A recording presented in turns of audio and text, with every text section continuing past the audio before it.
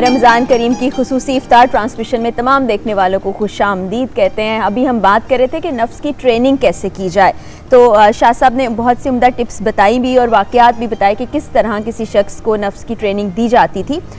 شاہ صاحب ایک سوال آیا ہے آپ کے لیے کہ ہم غصے پر قابو پائیں یا کسی کے لیے ناپسندیدگی دل میں پیدا ہو جاتی ہے، اس کو کنٹرول کیسے کریں کہ ظاہری طور پر تو ہم اس کا اظہار نہ کریں لیکن دل میں کہیں نہ کہیں غصہ محسوس ہوتا ہے یا ناپسندیدگی ہوتی ہے یا کچھ ایسے معاملات، کیسے اس کو روکا جائے؟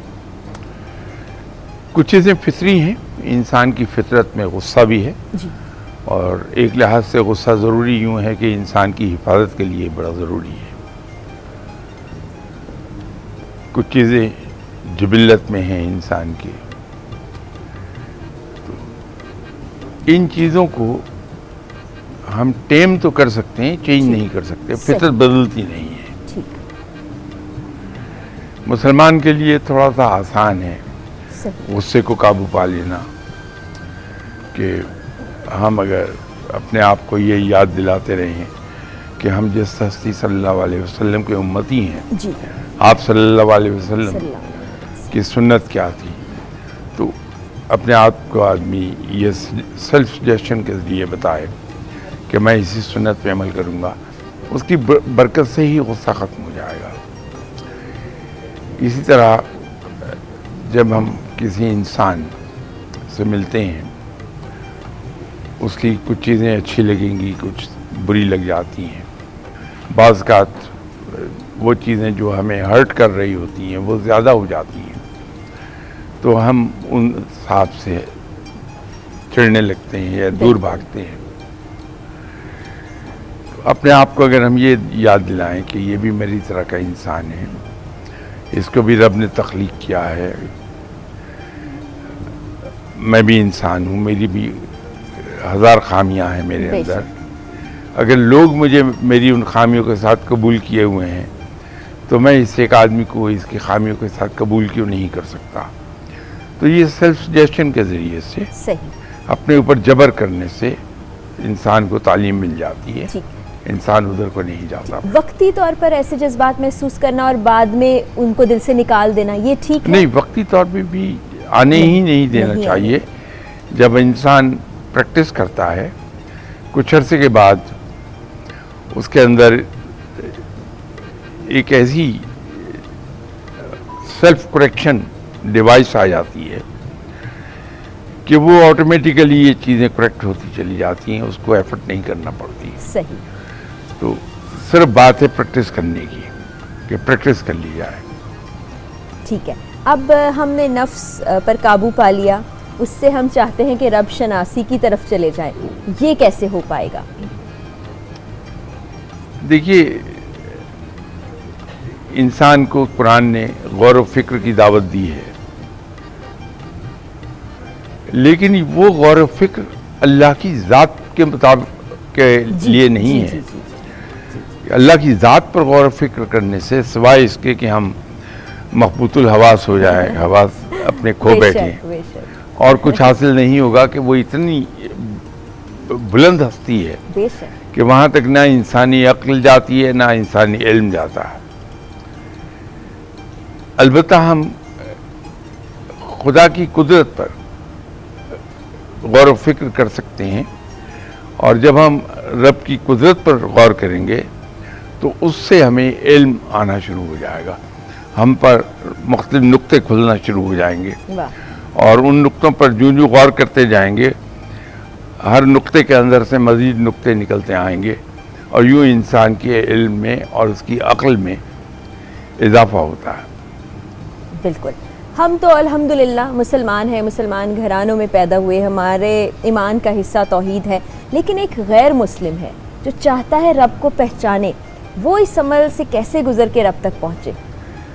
جو غیر مسلم ہے وہ رب کو پہچاننا چاہتا ہے، اس کی مدد کی جانی چاہیے، بڑی اچھی بات ہے، لیکن رب کے قریب جانے سے پہلے جو وہ سرکشی دکھا رہا ہے رب کو، اس سے تو توبہ اسے کرنا پڑے گی۔ بے شک، بے شک۔ سرکشی یہ ہے کہ رب تعالیٰ نے جب یہ فرمایا کہ قرآن پاک میرا کلام ہے، یہ الہامی کتاب ہے، اس پر ایمان لاؤ۔ آپ صلی اللہ علیہ وسلم میرے رسول ہیں اور آخری نبی ہیں، ان پر ایمان لاؤ۔ تو ان پر ایمان اگر ہم نہیں لاتے تو ہم حکم عدولی کے مجرم ہیں۔ تو پہلے اس کو کریکٹ کیا جائے گا، پھر رب کی قربت کی طرف قدم بڑھے گا، اس کے بغیر نہیں بڑھ سکتا۔ اس کے بغیر کچھ لوگ ایسا کہتے ہیں کہ مجھے اپنے مرشد میں رب نظر آتا ہے، یا فلاں شخص ہے اس میں مجھے رب نظر آتا ہے، یہ کیا معاملہ ہے؟ یہ ایسا کیا کہنا صحیح ہے؟ یہ محاورتاً کہتے ہیں، جیسے شاعری کے اندر شاعری کا ایک بڑا حصہ مبالغہ ہے، تو یہ جب ہم اس قسم کے محاورے استعمال کرتے ہیں تو اس میں مبالغہ ہے کہ مجھے فلاں آدمی میں رب دکھائی دیتا۔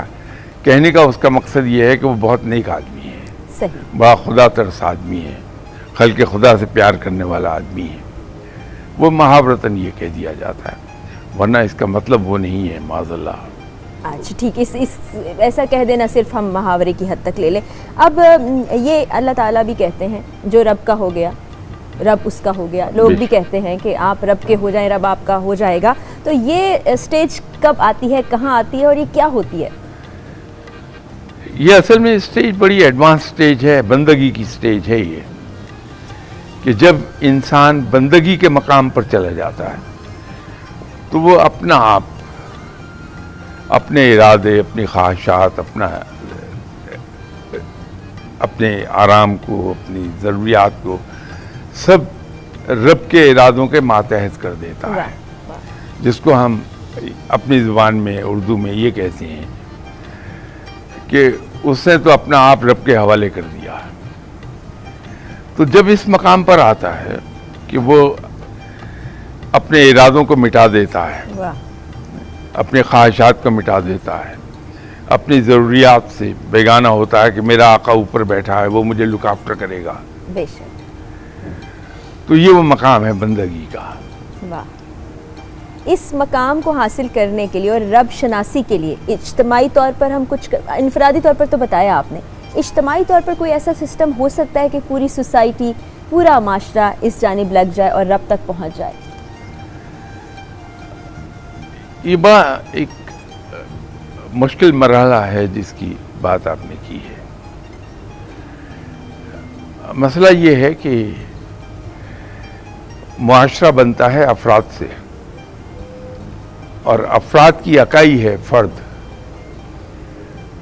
تو جو کچھ ایک فرد ہوگا وہی معاشرہ ہوگا۔ بے شک، اس لیے میں ایک عرض کیا کرتا ہوں کہ معاشرے کو اگر ٹھیک کرنا ہے تو ضروری یہ ہے کہ میں اپنے آپ کو ٹھیک کر لوں۔ بے شک، جس دن میں نے اپنے آپ کو ٹھیک کر لیا، معاشرہ پورا ٹھیک ہو جائے گا۔ تو اگر معاشرے کو آپ نے ادھر لے کے جانا ہے تو صحیح، پھر مجھے اپنے اوپر اسلام کو طاری کرنا پڑے گا۔ تو جب دین کو میں طاری کر لوں گا تو پھر پورا معاشرہ ایسے افراد پر مشتمل ہوگا جو دین میں ڈوبے ہوئے ہیں۔ ان کی روزمرہ کی زندگی، چاہے وہ فیملی لائف ہو، چاہے وہ سوشل لائف ہو، چاہے وہ آفیشل لائف ہو، وہ سب کی سب گورن ہوتی ہے دین سے، صحیح، کہ ہر قدم پر انسان یہ سوچتا ہے کہ میرا یہ قدم دین اور سنت رسول صلی اللہ علیہ وسلم کے مطابق